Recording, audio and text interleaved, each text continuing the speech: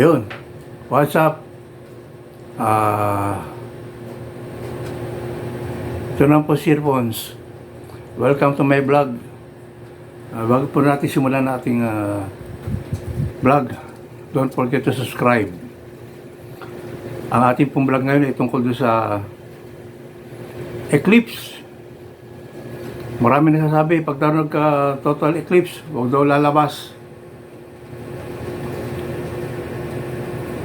May sabi nila, huwag daw lalabas.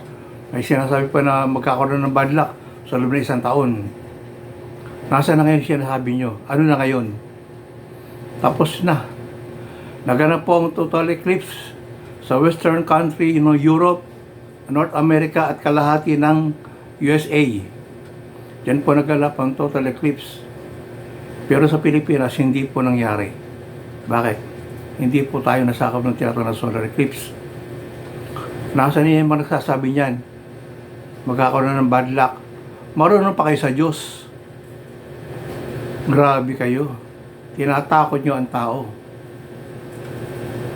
Ang dapat gawin sa mga bagay na maaaring mangyari, dapat po ay magdasal. Hindi po yung kung ano-ano pinapakita nyo sa TikTok, sa YouTube. Grabe kayo. Anong karapatan yung magsabi ng mga bagay na nilalampasan nyo pa yung dunong ng Diyos? Okay, next time, ang pwede nyo sabihin ay manalangin ng mga tao sa mga darating ng mga sakuna. Lalo lang yung sinasabi ngayon sa The Big One. Yun ang dapat paghandaan, manalangin tayo lahat. Dahil hindi natin sigurado kung kailan darating yung The Big One. Kaya kayo mga nagsasabi ng mga bad luck dyan, mga nagpipredict, umayos kayo. Yun lang, good luck.